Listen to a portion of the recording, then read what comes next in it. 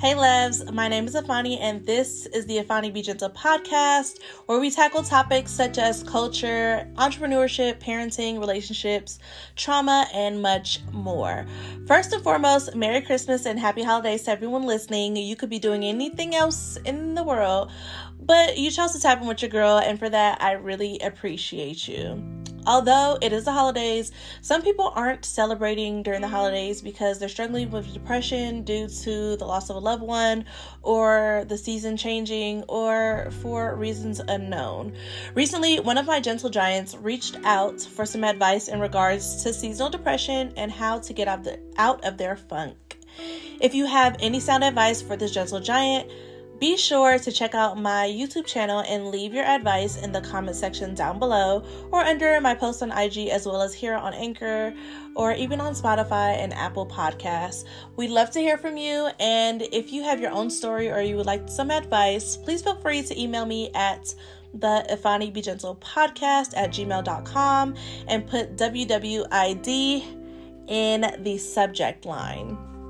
Or you can head over to my website at www.Iphanniebgentlepodcast.com and send in your questions and comments to my advice column. You can make yourself anonymous, or you can just change the names in the story. It's completely up to you. So this email is titled, "When Will It End?" It says, "Hey Lev, I recently started listening to podcasts more than usual because the music scene is screaming copy and paste with no substance and no excitement.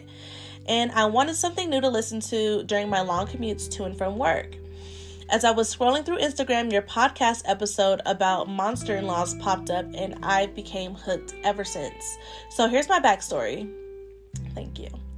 I am a single 25-year-old with no kids and a blossoming career in social media and content creating. I recently moved to LA because that's where my new career has taken me. I found a beautiful place by the beach and bought my dream car and have been dating lately, but for some reason I am not happy. This is my first time moving away from home. I'm originally from Dallas, and being that I am an only child, I'm extremely spoiled by my parents. I never thought about moving away, and I never thought it would be this difficult for me because when I went to college, I moved to Virginia, and I even went to England for a couple of years in a study abroad program, but this is different. Many of my friends have started settling down. My best friend just had a baby and is now engaged, and several of my other friends are doing one or the other or buying houses. I feel like my life is going great. I just closed a 5-figure brand deal, my very first brand deal of that magnitude, but I feel like I am still not happy. I have a history of seasonal depression, which runs in my family on my mom's side, but my depression looks completely different than others in my family. Instead of shutting down and sleeping all day, I throw myself into work and become relentless, resulting in more work. This has proven to work in my favor because I'm able to knock out all of my content and get my work done exceptionally quicker than most. However, it leaves me no time to socialize and get to enjoy the life I'd want. I started talking to this guy who lives in LA 8 months before I moved here, and things were going really well until my depression flared up and I started ignoring him. It wasn't intentional, and I know what was the cause of it, but I couldn't change it. It had been 3 weeks since I responded to a text and answered a FaceTime call, and I felt really bad once my depression calmed down, so I called him the other day, and he basically told me he felt it was extremely disrespectful for ghosting. He basically called and told me that he felt I was extremely disrespectful for ghosting him the way I did. Did I mention this happened around his birthday, which didn't register in my mind until he said something? He had a party and wanted me to be his date, but I ghosted him days before the party. Girl. Okay. Once I explained what was going on, he understood. He's older than me by 10 years, and he's a psychiatrist. Okay, interesting. He recommended I see someone to help cope with my depression because it can paralyze my relationships with others, but I'm not sure how I feel about getting on medication to help assist with my seasonal depression, especially because most of the medication can cause you to become like a walking zombie. I'm stuck between a rock and a hard place because I really like this guy. We've been talking more since I told him about my depression, and he has made me feel more comfortable about having my time away from everything and learning to focus more on my mental health. I want to pursue a relationship with him, but I also don't want to get on meds that can possibly mess up my work ethic and cause me to become a slacker. What do you think I should do? Signed, I'm tired and ready for things to change. P.S. I love your podcast.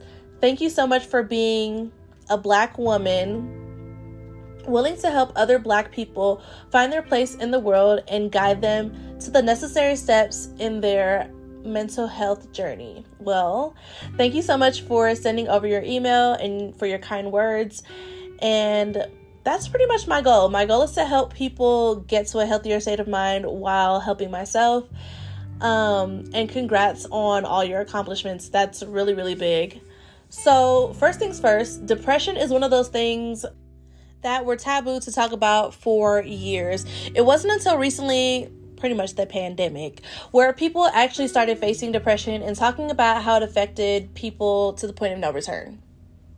I honestly believe that people battle with depression and don't even realize it. Everyone has some form of depression deep down inside, whether it was developed during the pandemic or they had it before and the pandemic caused it to come to the forefront. I believe the same thing to be true for anxiety. Lately, I feel like I kind of went through a depressive spell where, I don't know, it was pretty tough. No matter what I did, I couldn't get out of it. I mean, I would clean my house and the very next day, it would be twice as messy as it was before. I would be extremely exhausted. Like, it didn't matter what I did. I could never sleep. And when I did sleep, I couldn't sleep enough. Like, I was just chasing more sleep. It just was not working out for me. I was short-tempered and irritable and just wanted to sit in silence and darkness. But as a parent, specifically a mom, I couldn't do that. No matter what or how I felt, I had to function and I had to be able to take care of my son. And what was even worse was it started right before I turned 29, which was right before the holidays started.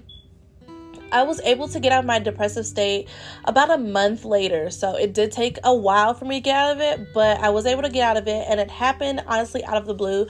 I started to kind of force myself to believe that I was having a good day and a productive day, which ultimately forced me to get out of my depression and back to a decent sense of self, and eventually made me productive again.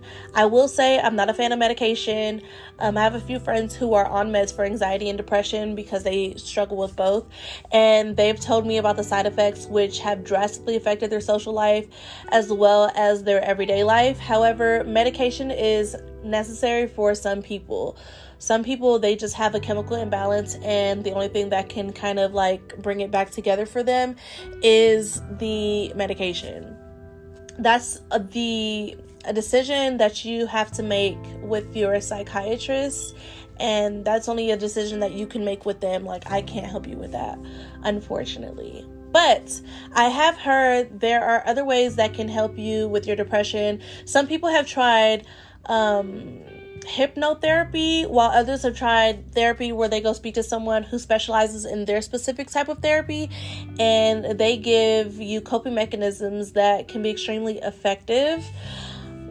I found that positive affirmations and basically speaking positivity into myself and speaking myself into a better mindset helps a lot. It's not an instant gratification type of thing, but I can literally speak myself into a better mind frame, and I've been doing that for quite some time now, and it's been working out in my favor. Sometimes surrounding ourselves with loved ones who speak positively about us and speak positivity into our lives also helps a lot. Being alone during the holidays can cause your depression to flare up because our minds begin to wander and cause us to look at ourselves and think negatively.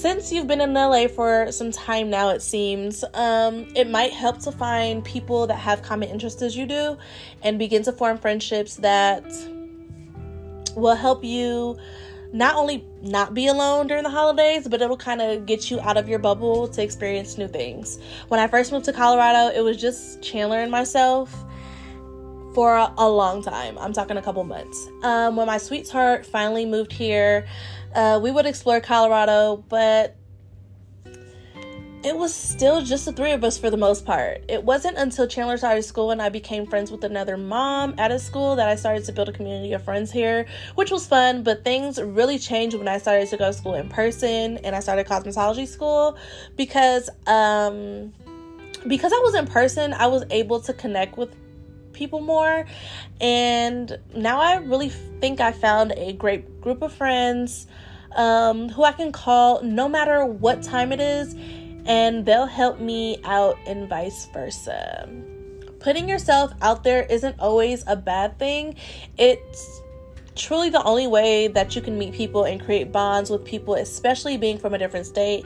And I promise, once you find a good group of friends, they will eventually become like family to you, and you won't feel the impacts of your seasonal depression as much, and it might even kind of like knock you out of that zone. Another thing you can try is going outside more. Being cooped up in the house, although it's comfortable, it may help you create more content, but the lack of sunlight and fresh air can cause you to slip into a depressive state. Try going outside at least twice a week, a morning to start when it's bright and early, and just sit in the sun for a good 10 to 15 minutes. This helped some of my friends when they started slipping into depression after a loss of a loved one. It also helped me kind of get out of my depressive state as well. Whenever I would feel just down and out, even if it wasn't like a seasonal depression type of thing, and I wanted something different and things just weren't going my ways, going outside, getting some fresh air, it really did help. Trying things that get you out of your comfort zone may help not only your depression, but with content as well.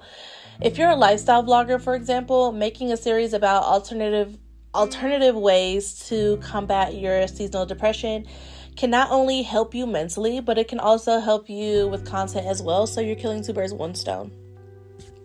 I found moving my body helped break my depression. Try yoga, Pilates, just hitting the gym, riding a bike, even roller skating. Just try being active. It may help you meet new people as well, and that can also help with your depression. You can even do activities with your man, and it may bring you guys closer together. I've learned it's hard to be sad when you're moving your body and getting active. And if you're gonna get active, changing your eating habits go hand in hand with being active as well. And sometimes it's the food that you're eating that's causing you to slip into a depressive state. So remember that. If all else fails, meditation and prayer helped me through all of my negative thoughts, and it helped me clear my mind of any negative thoughts and help me replace those thoughts with positive ones. I really hope this helped and gave you some ideas on how you could tackle your seasonal depression. Just know that you are not alone, and every sad season comes to an end so that you can enjoy a happy season, because that will come after that. All you have to do is get to the other side of that sad season, and I promise you'll be better than ever. Please keep us updated and let us know if you have any suggestions, or if any of our suggestions actually helped improve your seasonal depression. We would really like to remain positive and make sure that we're always thinking ahead. Just know that when you're going through a tough time, that tough time is only going to take a millisecond of your entire life. And then once you get to the other side, you will look back at it and be like, wow, I really did make it through. And you'll be so proud of yourself that you did that. That is all for this episode. Thank you so much for listening to the Iphanniebgentle podcast. I wish you nothing but light, love, and a trauma-free future. And I will see you guys in my next episode. Besitos.